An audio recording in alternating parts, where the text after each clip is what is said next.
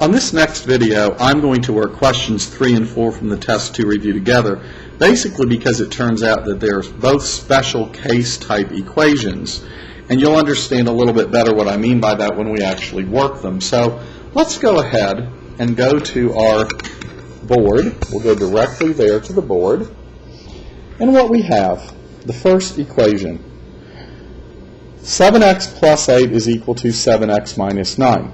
Now remember, normally when you're equation solving, the way I like to kind of teach my students is, especially since, the states are in proximity, I call this the state of Florida, and I call this the state of Georgia, and I call this the state line.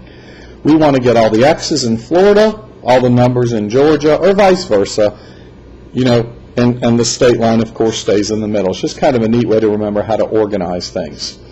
If I want to get all the variables on the left, or in Florida, and the numbers in the right-hand side, or I call it Georgia, then what we need to do, we need to get rid of this 8, and we're going to subtract that from both sides of the equation. And if I want to get rid of this 7x, I'm going to subtract 7x from both sides of the equation. And when I do, here's my state line. On the left-hand side of the equation, I have 0.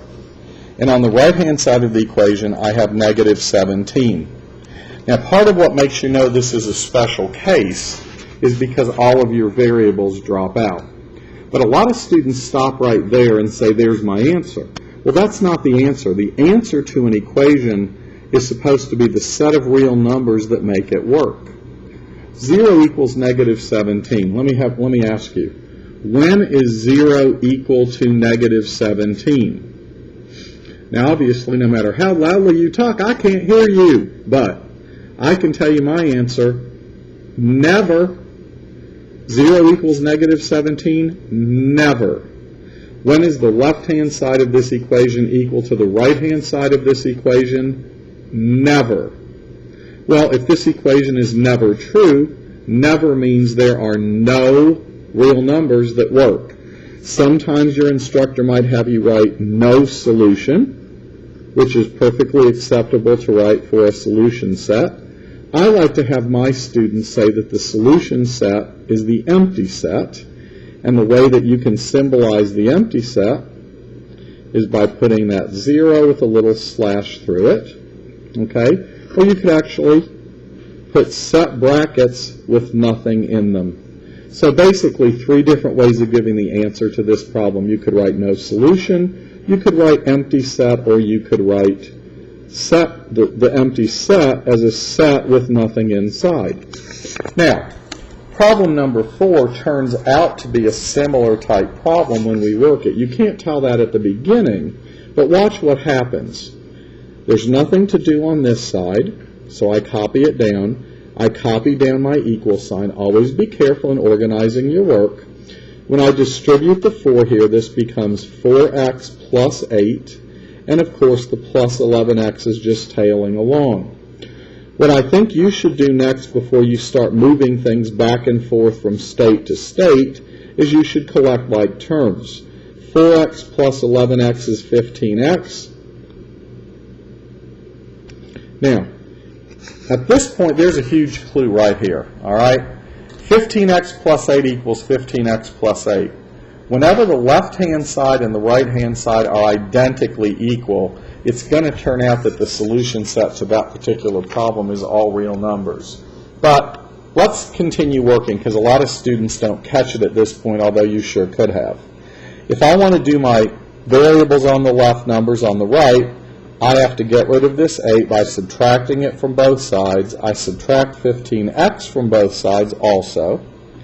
And notice when I recap where I am, I have a 0 here and I have a 0 here. Now the reason you know this is a special case, when is 0 equal to 0? Well, I hope, even though I can't hear you, I hope you're saying always. Aha. 0 equals 0 is always true, which means this original equation that we started with is always true. If an equation is always true, then that means that any real number you put in it will work. So the solution set, let me write it for you. The solution set in this case can be written. You could use words. You could say all real numbers. Some instructors might have you write it using interval notation. And picture the number line. If you're writing the whole real number using interval notation, you're going from negative infinity to positive infinity. And another way you could also write this sometimes, I don't know if you've ever seen this symbolization before, sometimes you might see it written like this with just sort of a capital R, and there are like 2 marks on that part of the R. That also sometimes represents the set of all real numbers. So, this is the solution to this example. So you basically had 2 special cases here. The never true versus the always true.